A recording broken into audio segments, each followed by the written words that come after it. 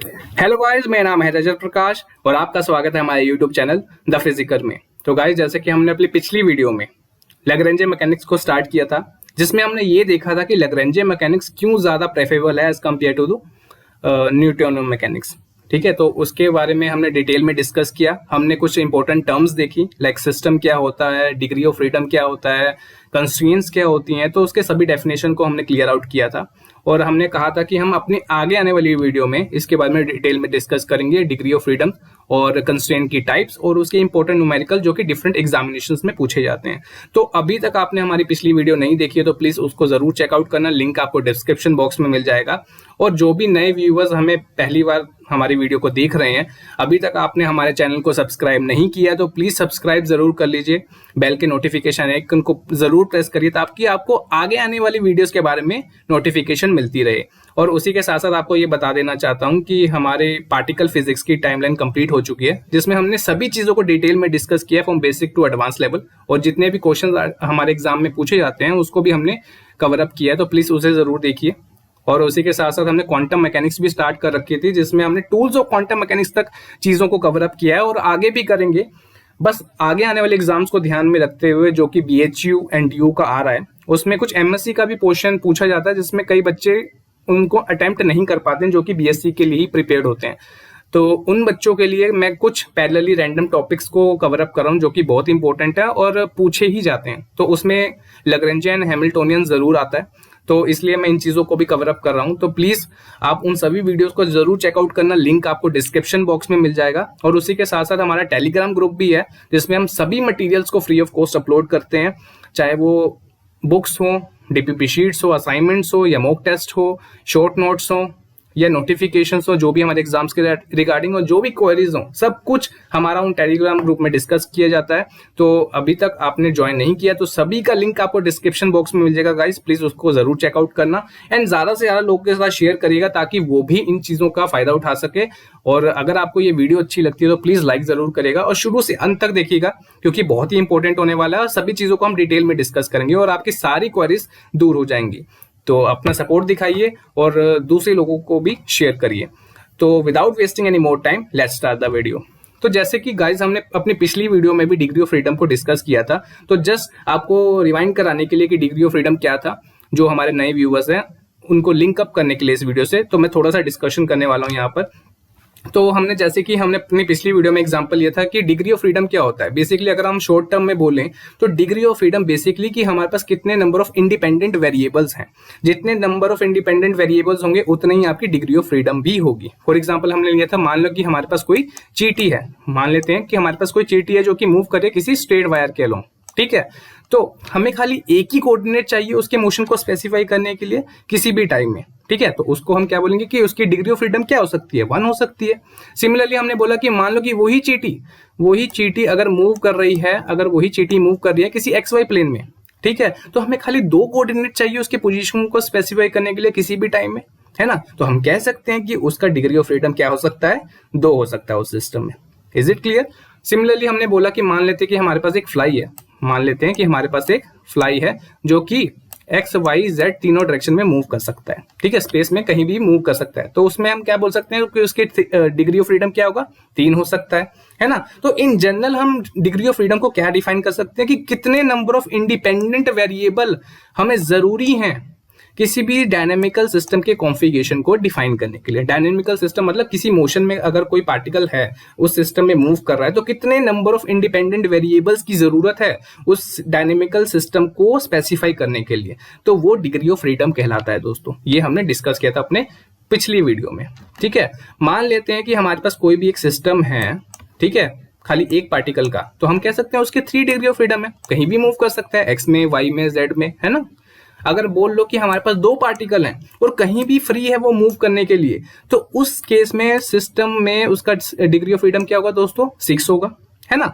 तो in general अगर हम बोलें 6 क्यों होगा, कई लोगों के अंदर क्वेश्चन आ रहा है, तो 3 डिग्री, अगर 3 मोशंस मतलब डिग्रीज हैं उसकी, कहीं पर भी मूव कर सकता है, और n नंबर ऑफ पार्टिकल्स हैं दोस्तों, ठीक है, n नंबर ऑफ पार्टिकल्स हैं, तो नंबर ऑफ पार्टिकल्स अगर 2 हैं दोस्तों, 3 × 2 क्या हो जाएगा, 6 हो जाएगा। दैट्स वाई मैंने बोला कि 6 डिग्री ऑफ फ्रीडम होगा उस सिस्टम में, ठीक है। अगर इन जनरल की बात करें, कोई भी सिस्टम है, अगर हमारे पास n नंबर ऑफ पार्टिकल्स हैं तो उस केस में उसकी जो डिग्री ऑफ फ्रीडम क्या हो जाएगी दोस्तों, 3n हो जाएगी, है ना। तो ये बहुत इजी था डिग्री ऑफ फ्रीडम को एक्सप्लेन करने का। क्या तरीका था, हमें एंड की मदद से या फ्लाई की मदद से एक्सप्लेन किया कि किस तरीके से इंडिपेंडेंट वेरिएबल हमारा डिपेंड करता है, एक डिस्क्राइब करता है कि कितने आपके डिग्री ऑफ फ्रीडम हो सकते हैं। Is it clear?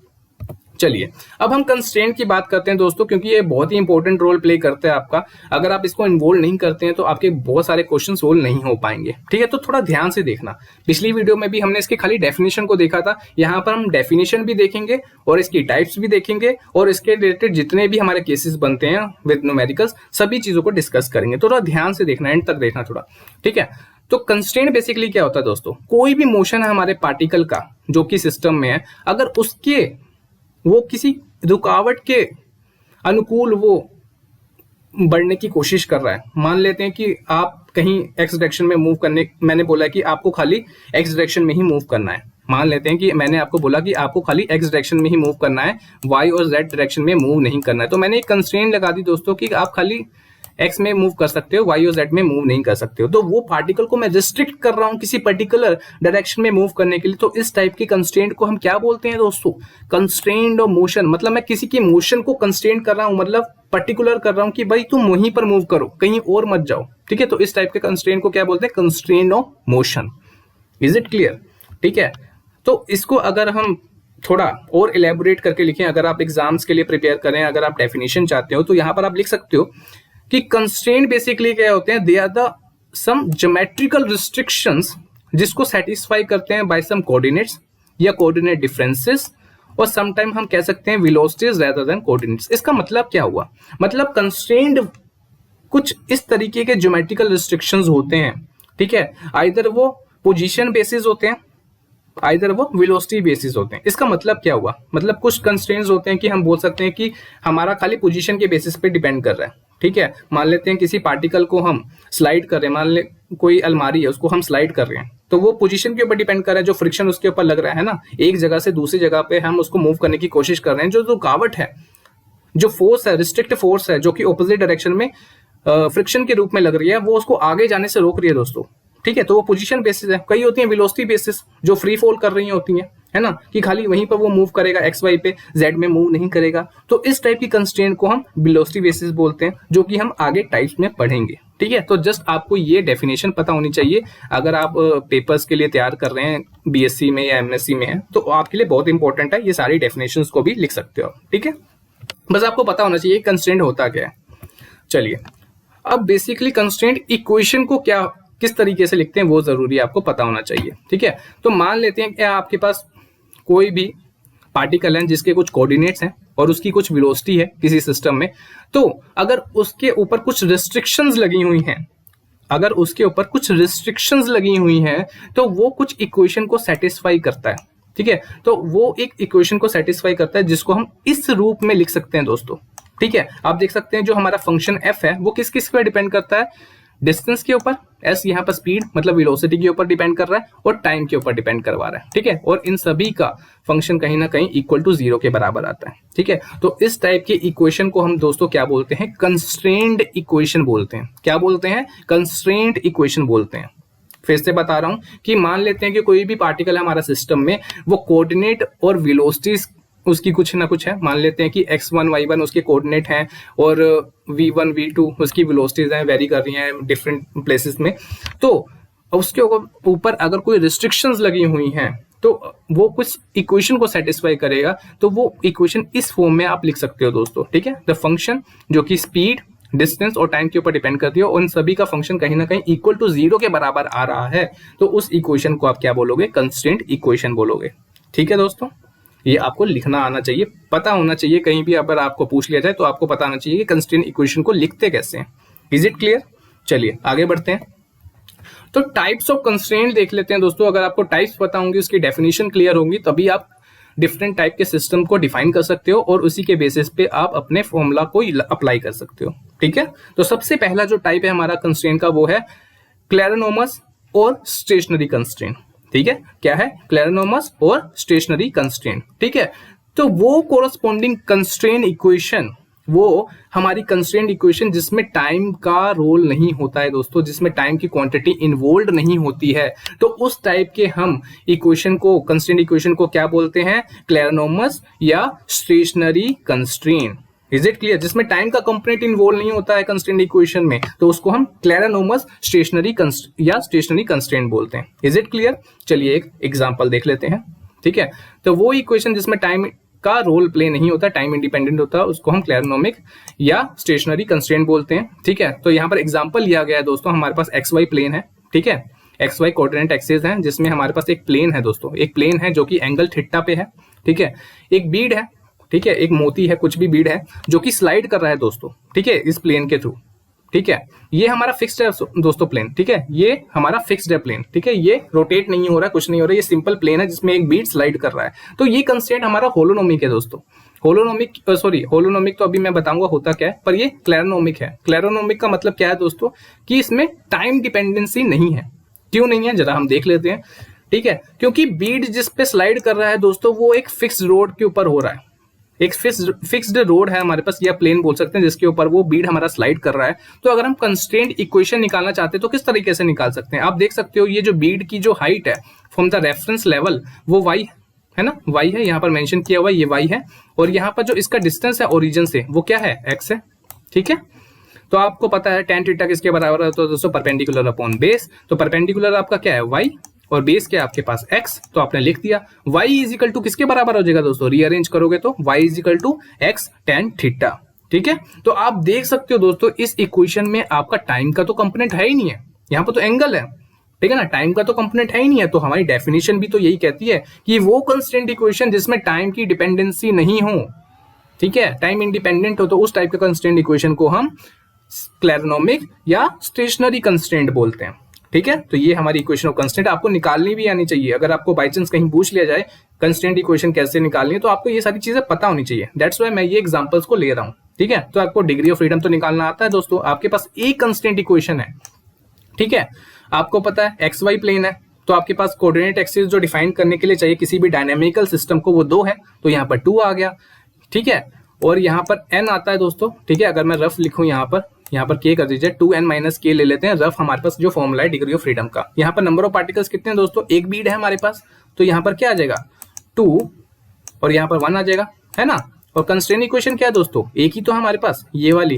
तो k हमारा कंस्ट्रेंट इक्वेशन को डिफाइन करता है, तो 2 इंटू 1 माइनस 1, तो ये कितना आ जाएगा? फाइनल 1 आ जाएगा। यही तो लिखा है दोस्तों। तो इस तरीके से आप फाइनल डिग्री ऑफ फ्रीडम को निकाल सकते हो। Is it clear?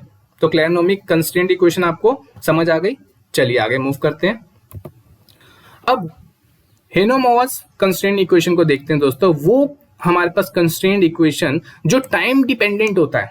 जो हमारा पिछला एक कंस्ट्रेंट इक्वेशन था उसमें टाइम इंडिपेंडेंट था, इसमें हमारा टाइम डिपेंडेंट है। तो इस टाइप के कंस्ट्रेंट इक्वेशन को हम क्या बोलते हैं? रियोनोमस कंस्ट्रेंट इक्वेशन। ठीक है, तो इसके एग्जांपल देख लेते हैं रियोनोमस कंस्ट्रेंट इक्वेशन को, जो कि टाइम डिपेंडेंट है दोस्तों। तो इस केस में सभी कुछ सेम है दोस्तों।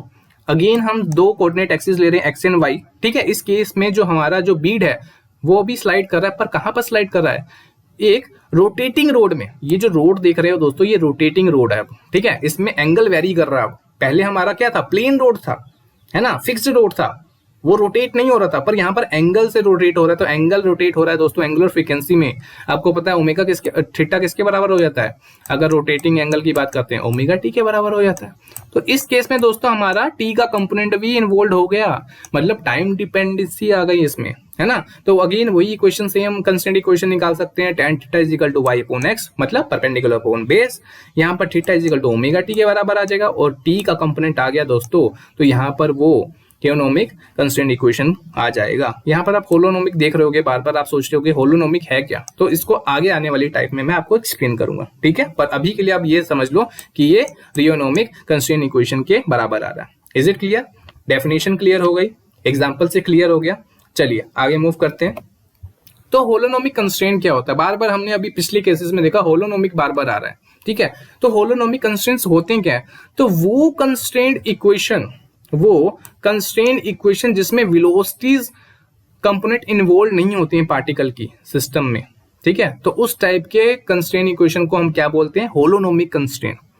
ठीक है, फिर से रिपीट करता हूं कि वो कंस्ट्रेंट इक्वेशन जिसमें वेलोसिटी कंपोनेंट इन्वॉल्व नहीं होता है, मतलब टाइम डेरिवेटिव और पोजीशन कोऑर्डिनेट्स इन्वॉल्व नहीं होते हैं पार्टिकल के उस सिस्टम में। दैट मींस कि खाली जो रेस्ट्रिक्शंस है हमारी, जो हमारी रिस्ट्रिक्शंस है हमारी, वो खाली पोजीशन और पार्टिकल के ऊपर इंप्लीमेंट होती हैं, ना कि वेलोसिटीज के ऊपर। अगर रिस्ट्रिक्शंस खाली अगर हमारी वेलोसिटीज पे होती तो वेलोसिटी कंपोनेंट तो हमारा, तो वही तो रिस्ट्रिक्शन कहलाता ना, कि वही तो कंस्ट्रेंट इक्वेशन उसी के बेसिस पे लिखी जाती है। पर अगर हमारा उस इक्वेशन, कंस्ट्रेंट मतलब क्या होता है कि कहां पर हमारा अवरोध किया जा रहा है, मतलब कहां पर रुकावट पैदा करी जा रही है, ठीक है। अब पर अगर उस इक्वेशन में ही हमारा वेलोसिटी कंपोनेंट नहीं है, तो मतलब हमारा जो रिस्ट्रिक्शन है वो वेलोसिटी पे तो नहीं है। अगर वो उस कंस्ट्रेंट इक्वेशन में ही वेलोसिटी कंपोनेंट नहीं है, तो इसका मतलब ये है कि वेलोसिटी के ऊपर तो कुछ कंस्ट्रेंट लग ही नहीं रहा है। हमारा जो कंस्ट्रेंट उस पे लग रहा है जो कि पोजीशन कोऑर्डिनेट है, ठीक है। तो वही चीज यहाँ पर लिखी है, जो अगर हमारा जो रिस्ट्रिक्शन है खाली हमारा पोजीशन और पार्टिकल के ऊपर लग रहा है, ना कि हमारे वेलोसिटीज के ऊपर, तो उस टाइप के कंस्ट्रेंट को हम क्या बोलते हैं, होलोनोमिक कंस्ट्रेंट बोलते हैं। Is it clear? ठीक है, बस सिंपल याद रखना, जो हमारे रिस्ट्रिक्शंस है अगर हमारे पोजीशन पार्टिकल्स के ऊपर लग रहे हैं तो वो होलोनोमिक कंस्ट्रेंट है, ठीक है। बस यही चीज आपको ध्यान रखनी है, मोटा मोटा ये तो पूरी इलेबोरेट करके बताइए, पर अगर आपको सिंपल भाषा में याद रखना है तो होलोनोमिक कंस्ट्रेंट का मतलब यही है कि जो हमारा जो रिस्ट्रिक्शन है वो पोजीशन ऑफ पार्टिकल्स के ऊपर लग रहा है, ना कि वेलोसिटीज के ऊपर। वेलोसिटीज कंपोनेंट हमारी नहीं होती हैं उस कंस्ट्रेंट इक्वेशन में, बेसिकली यही ऊपर वाली लाइन में बोला गया था, ठीक है। चलिए आगे एक चीज और बता देते हैं, इसका इंपॉर्टेंट पार्ट है, थोड़ा ध्यान से सुनना इस चीज को, थोड़ा जंबल हो सकता है आपका। तो अगर अभी मैंने बोला कि खाली अगर रिस्ट्रिक्शन आपके पोजीशन और पार्टिकल्स के ऊपर लग रही हो, वेलोसिटीज के ऊपर ना लग रही हो, तो वो आपका होलोनोमिक कंस्ट्रेंट कहलाएगा। पर यहां पर एक इंपॉर्टेंट केस भी डिस्कस कर रहा हूं दोस्तों, अगर आपका जो रिस्ट्रिक्शन है, अगर आपका जो रिस्ट्रिक्शन है वो वेलोसिटीज के ऊपर इंप्लीमेंट हो रहा हो, आपका जो रिस्ट्रिक्शन है वो वेलोसिटीज के ऊपर लग रहा है, ना कि कोऑर्डिनेट्स के ऊपर, तब भी उस केस में आपका वो होलोनोमिक कंस्ट्रेंट हो सकता है, ठीक है। उस केस में भी आपका होलोनोमिक कंस्ट्रेंट हो सकता है, पर उसके लिए जरूरी है दोस्तों कि जो भी आपकी कंस्ट्रेंट इक्वेशन बन रही होगी ना, उसको आप रिड्यूस कर सकते हैं उस फॉर्म में जहां पर आपके कोऑर्डिनेट पोजीशंस के कुछ कंपोनेंट्स हो, जिसको आप इंटीग्रेट करके वापस ले आ सकते हो, ठीक है। कहने का मतलब ये है कि वो कंस्ट्रेंट इक्वेशन जो कि in the term of velocities हो, in the terms of velocities हो, और जब आप उसको इंटीग्रेट करो उस इक्वेशन को, तो वो कोऑर्डिनेट्स की इक्वेशन में तब्दील हो जाए। मतलब इंटीग्रेट करने के बाद अगर मान लो कि हमारे पास कोई भी कंस्ट्रेंट इक्वेशन है जो कि वेलोसिटीज की टर्म में है, अगर आप उसको इंटीग्रेट कर दो, तो अगर वो इक्वेशन में कोऑर्डिनेट्स इन्वॉल्व हों, तो उस केस में आप बोल सकते हो कि आपका जो हमारा कंस्ट्रेंट इक्वेशन है वो होलोनोमिक कंस्ट्रेंट है, ठीक है। मतलब इंटीग्रेबल इक्वेशंस अगर आपके पास हैं जो वेलोसिटीज की, जो कि पोजीशन कोऑर्डिनेट्स में कन्वर्ट हो सकती हैं, तो उस टाइप के कंस्ट्रेंट को भी आप होलोनोमिक कंस्ट्रेंट बोल सकते हो। कहने का मतलब यही है, ठीक है। तो फॉर एग्जांपल आपके पास ये इक्वेशन है x dy plus y dx is equal to 0, तो आप इंटीग्रेट करते हो, मतलब डेरिवेटिव है विद रिस्पेक्ट टू जिसमें पोजीशन कोऑर्डिनेट x और y पे ऊपर डिपेंड करता है, इंटीग्रेबल फंक्शन है, ठीक है। तो फाइनली जो आपके पास जो आ रहा है इक्वेशन, वो पोजीशन कोऑर्डिनेट्स के फॉर्म में ही आ रहा है, x एंड y जो कि कांस्टेंट के बराबर आ रहा है। तो ये अलजेब्रिक इक्वेशन आप देख सकते हो, जो कि अगर आप इसको खोलते हो तो dx बाय dt dy बाय dt ये वेलोसिटी कंपोनेंट्स है जिसको आप इंटीग्रेट कर रहे हो, और ये आपके पोजीशन कंपोनेंट में तब्दील हो रहा है बाय इंटीग्रेशन, ठीक है। तो इस टाइप के इक्वेशन को आप होलोनोमिक कंस्ट्रेंट की फॉर्म में लिख सकते हैं, ठीक है। ये स्पेशल केस है, पर जनरली आपको इतना नहीं पूछा जाता है, बस आपको पता होना चाहिए कि बस जो आपका कंस्ट्रेंट है वो पोजीशन के ऊपर इंप्लीमेंट हो रहा है, ना कि वेलोसिटी के ऊपर, तो वो होलोनोमिक कंस्ट्रेंट है। पर अगर स्पेशल केस में देखा जाए कि आपका अगर कंस्ट्रेंट वेलोसिटी के ऊपर लग रहा है, ठीक है, वेलोसिटी के ऊपर लग रहा है ना कि पोजीशन कोऑर्डिनेट में, तो उस केस में भी वो होलोनोमिक हो सकता है, बशर्ते अगर उसके जो कंपोनेंट्स है वो इंटीग्रेबल होके पोजीशन कोऑर्डिनेट्स में कन्वर्ट हो रहे हैं, तो उस केस में ही खाली वो होलोनोमिक कहला सकता है, वरना वो पोजीशन कोऑर्डिनेट्स के ऊपर ही रिस्ट्रिक्शंस होती हैं। Is it clear? चलिए आगे बढ़ते हैं, थोड़ा सा एग्जाम्पल देखोगे तो समझ आ जाएगा। तो एक सिंपल पेंडुलम की एग्जांपल लेते हैं दोस्तों, वो हमारा जो सिंपल पेंडुलम का जो केस है वो होलोनोमिक कंस्ट्रेंट में ही आता है, ठीक है। आप देख सकते हैं यहाँ पर कि हमारे पास दो कोऑर्डिनेट्स है x एंड y, ठीक है, दो कोऑर्डिनेट्स है x और y है, ठीक है। तो यहाँ पर दो वेरिएबल कोऑर्डिनेट्स हैं, ठीक है, x और y, ठीक है, 2 है हमारे पास पता है, ठीक है। तो हमारे पास एक बॉब है जो कि एक वायर के थ्रू यहाँ पर अटैच्ड है यहाँ पर, ठीक है, जिसकी लेंथ l है, ठीक है। तो ये कंस्ट्रेंट है दोस्तों कि ये एक्स वाई डायरेक्शन में ही रोटेट कर सकता है, ठीक है। ये पोजीशन के ऊपर डिपेंडेंट है, है ना। अभी तो हमने बात की कि होलोनोमिक कंस्ट्रेंट कौन से होते हैं, जो पोजीशन डिपेंडेंट होते हैं, रिस्ट्रिक्शंस खाली पोजीशंस के ऊपर लगी होती है, ना कि वेलोसिटीज के ऊपर। तो इस टाइप के कंस्ट्रेंट को हम क्या बोलते हैं, होलोनोमिक कंस्ट्रेंट। ठीक है, तो यहाँ पर जो रिस्ट्रिक्शन है दोस्तों वो खाली हमारी पोजीशन ऑफ बोब के ऊपर डिपेंड कर रही है, जो कि हमारा एक्स और वाई में ही रोटेट कर पा रहा है। जो डिस्टेंस है हमारा बोब का पॉइंट ऑफ सस्पेंशन से वो फिक्स्ड है ना, वो फिक्स्ड है at the length of the string. Okay, तो डेट्स वाई ये जो हमारा सिंपल पेंडुलम का सिस्टम है, ये कंस्ट्रेंट सिस्टम है, और किस में आता है वो होलोनोमिक कंस्ट्रेंट में। तो अगेन आपको निकालना आता है कंस्ट्रेंट इक्वेशन। ठीक है, आपको पता है डिस्टेंस फॉर्मूला से आप निकाल सकते हो x minus zero plus Y minus zero का square is equal to L square, है ना। वैसे आपको डिस्टेंस फॉर्मूला लगाना आता तो आप ऐसे लगा सकते हो ना, x2 minus x1 x2 minus x1 का square plus y2 minus y1 का स्क्वायर इक्वल टू L। यही चीज यहाँ पर लिखी है दोस्तों। बस यहाँ पर x2 क्या है, x है, और x1 क्या है, 0 है, तो वही है, बस कुछ नहीं है। तो यहाँ पर x स्क्वायर आ गया, वहां पर यहाँ पर y2 माइनस y1 है, तो y2 यहाँ पर क्या है, y है, और यहाँ पर y1 क्या है, 0 है। ठीक है, तो वहां का square is equal to L। अगर स्केयरिंग ऑन बोथ साइड कर दोगे तो यहाँ पर L स्क्वायर आ जाएगा, ये अंडर हट जाएगा। तो यही चीज यहाँ पर लिखी है दोस्तों, ये सारी चीजें तो आपको पता ही होंगी। ठीक है, तो वही चीज यहाँ पर करके लिखी। ये कंस्ट्रेंट इक्वेशन आपको निकालने आनी चाहिए दोस्तों, कहीं भी आपको पूछी जा सकती है। ठीक है, तो डिग्री ऑफ फ्रीडम क्या है दोस्तों, नंबर ऑफ इंडिपेंडेंट वेरिएबल, ठीक है, कितने नंबर ऑफ पार्टिकल से उसको मल्टीप्लाई किया जाता है, माइनस कितने नंबर ऑफ कंस्ट्रेंट है। ठीक है, तो आप देख सकते हैं नंबर ऑफ पार्टिकल तो 1 है। ठीक है, और वेरिएबल आपके पास कोऑर्डिनेट्स कौन से हैं, 2 हैं, x और y, तो यहाँ पर 2 लिखा है। यहाँ पर n नंबर ऑफ पार्टिकल 1 है, और कंस्ट्रेंट इक्वेशन आपकी 1 है दोस्तों, तो k आ गया 1, 2 माइनस 1 इज इक्वल टू 1, तो डिग्री ऑफ फ्रीडम क्या आ गया, 1 के बराबर आ गया। Is it clear. ठीक है, बस ये पुरानी डेफिनेशन को फॉलो मत करते रहे ना, कि number of independent variable is equal to number of degree freedom, उसको कंस्ट्रेंट को भी तो इन्वॉल्व करना है ना। जहां पर अगर आप रिस्ट्रिक्शन लगा दो किसी पर्टिकुलर डायरेक्शन में, तो उसके कारण उसकी डिग्री ऑफ फ्रीडम भी कम हो जाती है। ये आपको चीज ध्यान में रखनी है। ठीक है, इज इट क्लियर। तो उसी तरह से स्पेरिकल पेंडुलम भी है दोस्तों, ये 3 डायमेंशनल में आ जाएगा बस, है ना। ये आप देख सकते हो x y and z direction. ठीक है, इस केस में वो तीनों डायरेक्शन में इंडिपेंडेंट वेरिएबल्स हैं आपके पास। ठीक है, constraint equation again same method से आप निकाल सकते हो। यहाँ पर बस z का कंपोनेंट भी इन्वॉल्व हो गया, z माइनस 0 का स्क्वायर आ जाएगा यहाँ पर। तो ये आप देख सकते हो constraint equation 3n minus k, n is equal to 1, k is equal to 1, क्योंकि एक ही कंस्ट्रेंट इक्वेशन है, 3 माइनस 1 इज इक्वल टू 2। तो यहाँ पर 2 डिग्री ऑफ फ्रीडम आ जाएंगे दोस्तों। तो ये बहुत ही सिंपल केस था जिसमें हमने डिस्कस किया कि होलोनोमिक कंस्ट्रेंट क्या होते हैं। Is it clear.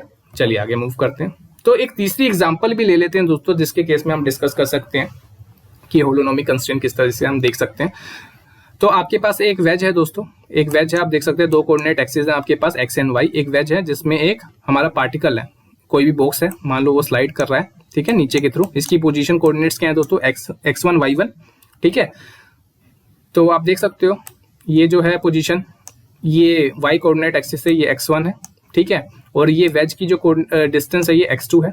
ठीक है, और ये प्लेन से नीचे रेफरेंस लेवल से जो ये ब्लॉक, जो भी हमारा पार्टिकल है जो स्लाइड करा, उसका जो डिस्टेंस कितना है दोस्तों, y1। और टोटल हाइट है जो हमारी एज की है वो दोस्तों h है। ठीक है, एंगल थीटा से ये हमारा ये बना हुआ है, ये एंगल में थीटा में है। ठीक है, तो यहाँ पर h और थीटा तो दोस्तों फिक्स है, हाइट हमारी तो सेम ही रहेगी और एंगल भी सेम रहेगा, क्योंकि वेज थोड़ी मूव कर रहा है। ठीक है, हमारा जो ये पार्टिकल है वो स्लाइड कर रहा है। ठीक है ना, तो आपको पता है tan theta, again constraint equation कैसे निकालते हैं, tan theta is equal to y2 minus y1 upon x2 minus x1, है ना। परपेंडिकुलर अपॉन बेस ही निकालोगे ना, पर आपके हाइट रेफरेंसेस हैं, डिस्टेंस डिफरेंसेस हैं, तो वो वही है ना, कोऑर्डिनेट डिफरेंसेस हमने याद किया था, देखा था हमने अपनी डेफिनेशन में। तो वही चीज यहाँ पर है दोस्तों।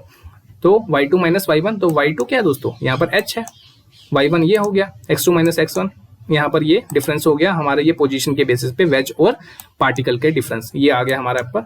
तो इस तरह से हमने थोड़ा रीअरेंज किया और फाइनली जो y1 की वैल्यू निकाली दोस्तों वो क्या आई, y1 is equal to h minus x1 minus x2 tan theta. ठीक है, यहाँ पर थीटा हमारा वेरी नहीं कर रहा है दोस्तों, टाइम डिपेंडेंट नहीं है, टाइम इंडिपेंडेंट है। ठीक है, तो ये होलोनोमस है। ठीक है, या क्लोरोनोमस इक्वेशन भी बोल सकते हैं आप इसको। तो यहाँ पर 3n माइनस k, ठीक है, तो आप देख सकते हैं दोस्तों, तो n यहाँ पर 1 है और k इज इक्वल टू 1 है, तो यहाँ पर डिग्री ऑफ फ्रीडम आपका आ जाएगा दोस्तों 2 आ जाएगा। ठीक है, बहुत ही सिंपल था। चलिए अब नॉन होलोनोमिक कंस्ट्रेंट की बात करते हैं। ठीक है, होलोनोमिक कंस्ट्रेंट में तो हमने देख लिया दोस्तों कि कोऑर्डिनेट अगर पोजीशंस के ऊपर कंस्ट्रेंट लग रहे हैं, वेलोसिटी के ऊपर नहीं लग रहा तो वो होलोनोमिक कंस्ट्रेंट कहलाता है। अब वो नॉन होलोनोमिक क्या होता है दोस्तों? वो कंस्ट्रेंट जो कि एक्सप्रेस नहीं किए जा सकते उन इक्वेशन के द्वारा जिसमें हमारे पास पोजीशन वेक्टर्स हों या टाइम इन्वॉल्व हो, तो उस कंस्ट्रेंट इक्वेशन को हम क्या बोलते हैं दोस्तों? Non holonomic constraint. ठीक है, यहाँ पर नॉन लिख लीजिए। ठीक है, यहाँ पर रह गया, यहाँ पर नॉन लिख लीजिए जरा, नॉन होलोनोमिक कंस्ट्रेंट। तो कहने का मतलब है कि वो कंस्ट्रेंट इक्वेशन जिसको हम एक्सप्रेस नहीं कर सकते हैं, जिसमें हमारे पोजीशन वेक्टर्स और टाइम इन्वॉल्व हो, तो उस टाइप के इक्वेशन को हम क्या बोलते हैं? नॉन होलोनोमिक कंस्ट्रेंट बोलते हैं। सिंपल सी बात है दोस्तों कि अगर हमारे पास खाली रिस्ट्रिक्शन हमारी वेलोसिटी के ऊपर लग रही हो तब भी उस मोशन को हम क्या बोलेंगे? Non holonomic constraint. और अगर हमारा रिस्ट्रिक्शन पोजीशन और वेलोसिटी दोनों पे लग रहा है तब भी उस मोशन को हम क्या बोलेंगे? नॉन होलोनोमिक बोलेंगे। यहाँ पर नॉन नहीं लिखा दोस्तों मैंने, तो यहाँ पर लिख लीजिएगा, करेक्शन कर लीजिएगा। ठीक है, तो सिंपल सी बात है, अगर आपको डेफिनेशन नहीं समझ आ रही है, ठीक है, बस आपको ये ध्यान रखना है कि अगर जो आपका कंस्ट्रेंट है, अगर आपका कंस्ट्रेंट है खाली वेलोसिटी के ऊपर लग रहा है तो भी वो नॉन होलोनोमिक कहलाएगा। और अगर आपका पोजीशन एंड वेलोसिटी दोनों पे लग रहा है तब भी आपका क्या मोशन कहलाएगा? नॉन होलोनोमिक कंस्ट्रेंट ही कहलाएगा। ठीक है, अगर खाली पोजीशन के ऊपर लग रहा है तब जाके वो होलोनोमिक कहलाएगा। अगर वेलोसिटी के ऊपर लग रहा है तो नॉन होलोनोमिक कहलाएगा। अगर दोनों के ऊपर लग रहा है तब भी वो नॉन होलोनोमिक ही कहलाएगा। ये बेसिक डिफरेंस अगर आपको पता लग गया ना दोस्तों, तो आप कोई भी क्वेश्चन कंस्ट्रेंट का सोल्व कर सकते हो। ठीक है, चलिए एक एग्जांपल देख लेते हैं। तो सपोज करते हैं कि एक तो एग्जांपल ये भी हो सकता है कि कोई मॉलिक्यूल्स है हमारे पास, कोई गैस मॉलिक्यूल्स हैं, हमने किसी गैस कंटेनर में फिल कर दिया। ठीक है, तो वो नॉन होलोनोमिक केस में आ जाता है। क्यों? क्योंकि जो रिस्ट्रिक्शंस हैं दोस्तों, रिस्ट्रिक्शंस है हमारी, वो पोजीशन ऑफ मॉलिक्यूल्स के ऊपर पार्शली है। क्यों? क्योंकि हमने जो गैस मॉलिक्यूल्स, मान लेते हैं कि ये कंटेनर है दोस्तों, ठीक है, गैस मॉलिक्यूल बहुत सारे हैं यहाँ पर, ठीक है, वो तो फ्रीली मूव कर रहे हैं इस कंटेनर के अंदर, कहीं भी मूव कर सकते हैं। उसकी डिग्री ऑफ फ्रीडम क्या होगी दोस्तों? 3 होगी ना, है ना। वो एक्स वाई जेड हर डायरेक्शन में मूव कर सकता है, बस वो एक कन्फाइंड है किसी वेसल में। ठीक है, तो रिस्ट्रिक्शन हमारी पोजीशन के ऊपर डिपेंड नहीं कर रही है इस केस में। ठीक है, तो वो केस हमारा नॉन होलोनोमिक केस में कन्वर्ट हो जाएगा, क्योंकि पोजीशन पे अगर रिस्ट्रिक्शन होती है तब हम कहते हैं होलोनोमिक है। पर यहाँ पर पोजीशन की बात नहीं हो पा रही है दोस्तों, पार्शली वो पोजीशन के ऊपर डिपेंड कर रहा है। क्यों? क्योंकि वो किसी कंटेनर में कन्फाइंड है, मूव तो फिर भी वो फ्रीली कर पा रहा है। ठीक है, तो वेलोसिटी का कहीं ना कहीं कंस्ट्रेंट आ रहा है उस केस में, दैट्स व्हाई ये नॉन होलोनोमिक में कहलाता है। ठीक है, तो बेसिकली अगर आप कंस्ट्रेंट इक्वेशन को देखना भी चाहते हैं तो इनइक्वालिटी आएगी कहीं ना कहीं, या नॉन इंटीग्रेबल डिफरेंशियल इक्वेशंस होती है, तो उस केस में भी आप बोल सकते हो कि वो हमारा नॉन होलोनोमिक कंस्ट्रेंट इक्वेशन है। इनइक्वालिटी कहीं ना कहीं दिख जाए आपको इक्वेशन में, ठीक है, अगर इक्वल टू का साइन आ जाए, बिल्कुल अलजेब्रिक इक्वेशन आ जाए, तो उस केस में आप कहना कि वो होलोनोमिक कंस्ट्रेंट है। अगर आपके पास इनइक्वालिटी का साइन आ जाए या नॉन इंटीग्रेबल फंक्शंस आ जाए, तो उस केस में आप क्या बोलोगे कि वो नॉन होलोनोमिक कंस्ट्रेंट है। ठीक है, इंटीग्रेबल होगा तो होलोनोमिक, नॉन इंटीग्रेबल होगा तो non holonomic. Is it clear? चलिए, तो वही चीज यहाँ पर एक और एग्जांपल के तौर पे हमने लिया है कि कोई एक फ्लाई है, कोई मक्खी है, अगर कोई एक स्पेयर में वो कैद कर दिया हमने उसको, ठीक है, तो वो कहीं पर भी मूव करने की कोशिश करेगी। ठीक है, चाहे वो एक्स में, चाहे वो वाई में, चाहे वो जेड में, कहीं पर भी मूव करने की कोशिश करेगी, और इसका रेडियस जो है आर है उस स्पेयर का। ठीक है, उसको क्लोज करके रख दिया, उसके अंदर ट्रैप करके रख दिया, तो खाली यही कंस्ट्रेंट है कि बस वो उस स्पेयर में ट्रैप है। वैसे तो वो कहीं भी मूव कर सकती है ना, तो बस वो स्पेयर के बाहर नहीं जा सकती है, इसलिए ये इक्वेशन आपकी नॉन होलोनोमिक कहलाएगी, क्योंकि इनइक्वालिटी आ गई दोस्तों, क्योंकि वो अंदर ही, आर के अंदर ही रह सकती है, आर के बाहर नहीं जा सकती। ठीक है, रेडियस के अंदर ही रह सकती है, वो रेडियस के बाहर नहीं जा सकती। तो इसकी कंस्ट्रेंट इक्वेशन आप बता सकते हो बिल्कुल इजीली इस तरीके से, है ना। इसकी इक्वेशन क्या बनेगी? Mod x square plus y square plus z square less than equal to r, है ना।